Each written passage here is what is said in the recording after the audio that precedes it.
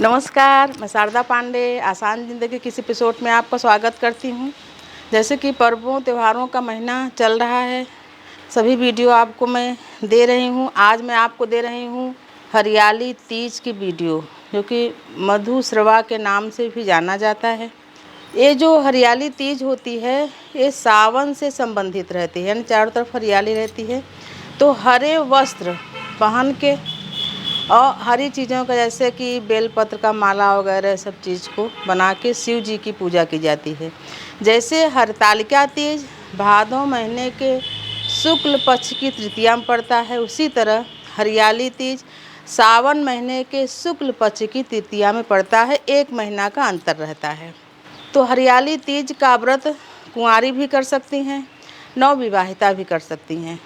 कुंवारी सुंदर घर और वर प्राप्त करने के लिए हरियाली तीज का व्रत कर सकती हैं।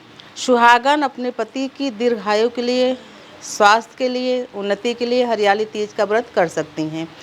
हरियाली तीज के व्रत में वैसे ही व्रत होता है जैसे हरतालिका तीज का व्रत होता है। हरियाली तीज में मेन ये रहता है कि हरे वस्त्र पहने जाते हैं, झूला झूले जाते हैं। उसमें भादों के तीज में भी होता है झूला वगैरह, और माँ पार्वती और भगवान शिव जी की पूजा की जाती है। इस बार हरियाली तीज 7 अगस्त 2024 दिन बुधवार को पूर्वा फाल्गुनी नक्षत्र में पड़ रहा है, जो कि बहुत शुभ है।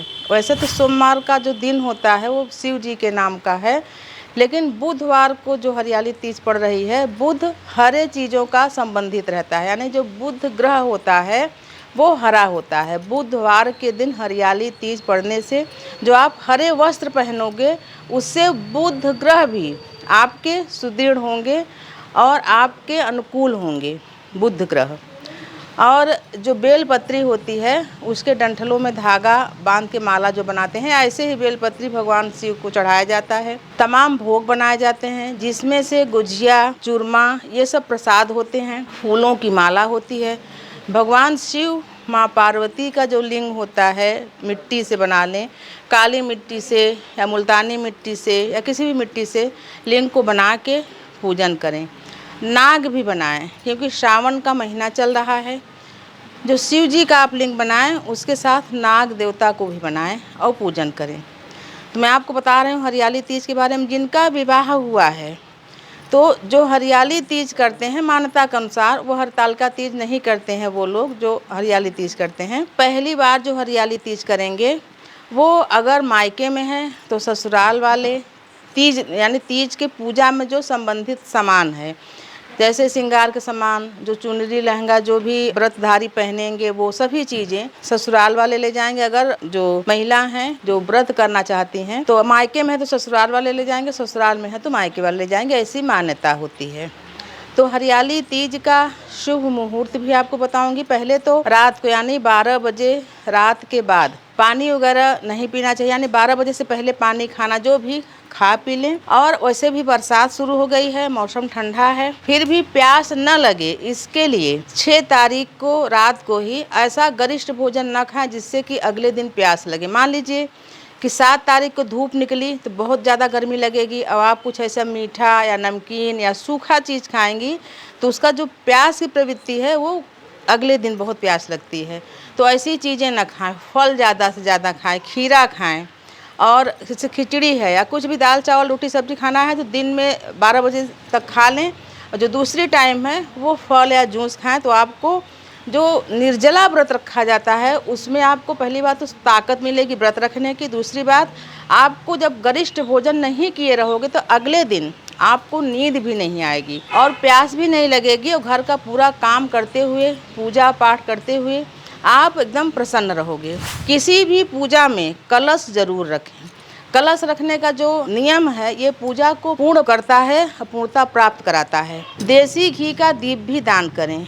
पूजा का जो मुहूर्त है वो भी आपको बताए दे रही हूँ। तो 7 अगस्त को पूजा का समय है, सुबह 6 बजे से 9 बजे तक पहला मुहूर्त है। दूसरा मुहूर्त है 10 बजकर 30 मिनट से शुरू हो जाएगा और 12 बजे तक दूसरा मुहूर्त रहेगा। इसमें अभिजीत मुहूर्त भी आ जाता है। इस मुहूर्त में भी पूजा बहुत शुभ माना जाता है। फिर उसके बाद आ जाता है शाम का मुहूर्त, जो कि प्रदोष काल का शुभ मुहूर्त माना जाता है। शाम 4:30 से शुरू हो जाएगा और 6 बजे तक है।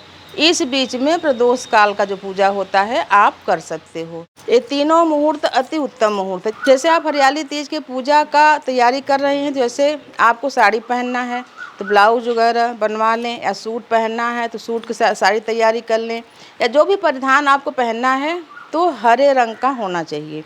हरी बिंदी, हरी चूड़ी, सब जो हरा हो सके वो हरा। और जो भी आपके विवाह का जो आभूषण है उन आभूषणों को पहने। उसके बाद झूला ज़रूर झूलना चाहिए। जो नीम का पेड़ होता है वहाँ पे झूला पड़ता है, सभी लोग झूला झूलते हैं। जब आप सामूहिक पूजा करें, पहले तो पूजा मंदिर में भी जाके कर सकते हैं। अपने घर में जितने अच्छे से पूजा हो सकती है मंदिर में नहीं, क्योंकि मंदिर में भीड़ रहती है। लेकिन मंदिर जाएं ज़रूर, मंदिर में पूजा करके शांति से घर में ज़रूर पूजा करें, चाहे वो प्रदोष काल की ही क्यों न पूजा हो, घर में करें। हरियाली तीज व्रत कथा ज़रूर मंगाएं। पूजा के बाद व्रत कथा ज़रूर पहने। कम से कम 12 से 1 बजे रात्रि तक जागरण भी करें, भजन कीर्तन भी करें, पूजन करें। सुबह सभी जो आप चौकी रखोगे, चौकी पर जो वस्त्र बिछाओगे वो भी हरा रहेगा। वस्त्र बिछा के उसके बाद उस पर चावल, हल्दी से रंगा हुआ चावल का अष्टदल कमल बना के कलश रख के पूजा करने के बाद जो भी सामग्री होती है वो सुबह के समय जल विसर्जन कर दो। जल विसर्जन यानी नदी तालाब में विसर्जन करना है, उसको कर दो। और जो वस्त्र रहता है उस वस्त्र को रख लो। उसी में जो आप दान करना चाहो, दान की सामग्री रख के, यानी जो गुजिया, फल, कुछ श्रृंगार की चीज़ें, कुछ खाने पीने की चीज़ें रख के। क्योंकि अगर आप कोई भी व्रत कर रहे हो, व्रत के बाद ब्राह्मण भोजन अनिवार्य होता है। तो भोजन, जैसे आप व्रत हो तो घर में कोई भी 11 बजे तक बना के अगर ब्राह्मण को भोजन खिला सके तो अति उत्तम है। खीर, पूड़ी, सब्जी, चना की सब्जी, आलू की सब्जी, कुछ भी। अगर ऐसी व्यवस्था नहीं हो पाती तो कच्चा जो सामान है भोजन बनाने का, जैसे दाल, चावल, सब्जियाँ, कुछ दूध, कुछ शक्कर, घृत, कुछ दक्षिणा, ये सभी अलग अलग पॉलिथीन में करके उसी हरे वस्त्र में रख के गरीब ब्राह्मण को या पंडित को भिजवा दें। फिर पारण करें। पारण में क्या करें? पारण में एक जगह, पूजा की जगह जहाँ पूजा करें हैं वहाँ, या किसी पाटा वगैरह में बैठ के, बिस्तर में नहीं, किसी मतलब तखत है, कुछ भी है, वहाँ पर बैठ के आराम से प्रसाद को लें। जो गुजिया, जो प्रसाद चढ़ाए हैं उसको लें, उसको खाएं और पारण करें, पानी पिएं। उसी को बोलते हैं पारण। आपको जो बता रहे हैं, श्रृंगार का सामान जरूर दान कर। जो लोग पहली बार व्रत कर रहे हैं उनको 16 श्रृंगार पूरा चढ़ाना चाहिए, सिंदूर से लेकर बिछुआ तक। और पहली बार व्रत करने वाले साड़ी, साया, ब्लाउज भी और सभी श्रृंगार का सामान वृद्ध सुहागन महिला को जरूर दान करना चाहिए, पहली बार जो कर रहे हैं। और जो पहले से कर रहे हैं वो साधारण जो श्रृंगार का सामान होता है वो कुछ खाने पीने की चीजें दान कर सकते हैं। जो कुंवारी कन्या इस व्रत को सुंदर घर और वर प्राप्त करने के लिए व्रत करना चाहती हैं, वो भी श्रृंगार का सामान, बिछुआ और सिंदूर छोड़ के सभी श्रृंगार का सामान माँ गौरी मैया को चढ़ाएं और सुहागन स्त्री को दान देकर उनसे आशीर्वाद लें कि हमको भी सुंदर घर और वर की प्राप्ति हो। ऐसा पूजा के समय माँ गौरी से, शिव भगवान से प्रार्थना भी करें कि आपके विवाह में जो भी विघ्न बाधाएं आ रही हैं तो सभी विघ्न बाधाएं दूर हो जाएं। और इस व्रत का, जैसे मान लीजिए अभी आप इस बार पहली व्रत कुंवारी कन्या करी, तो ऐसा नहीं है कि इसको विवाह के बाद सुंदर घर और वर मिलने के बाद भूल जाए। इस व्रत को कम से कम 5 या 7 सालों तक करने के बाद उद्यापन करें। आपकी श्रद्धा अगर होती है तो इससे ज्यादा भी कर सकती हैं।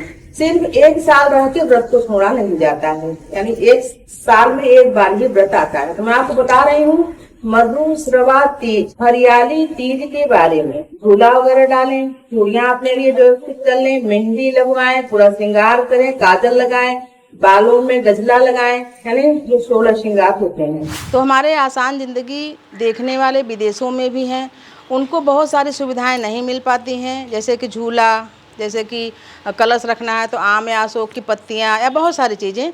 तो आप जो आसान ज़िंदगी देखने वाले जो भी विदेशों में हैं, आपके पास जो भी सुविधाएं हैं वो आप रख के, फ़ोटो नहीं है या मिट्टी नहीं मिल रही है शिवलिंग बनाने के लिए, या फ़ोटो या मूर्ति भी नहीं है तो एक कलश रखें, कलश रखने के लिए आम की पत्ती या अशोक की पत्ती नहीं है तो आम, अशोक जाने दीजिए, पान मिल सकता है, पान की पत्तियां लगाएं कलश में।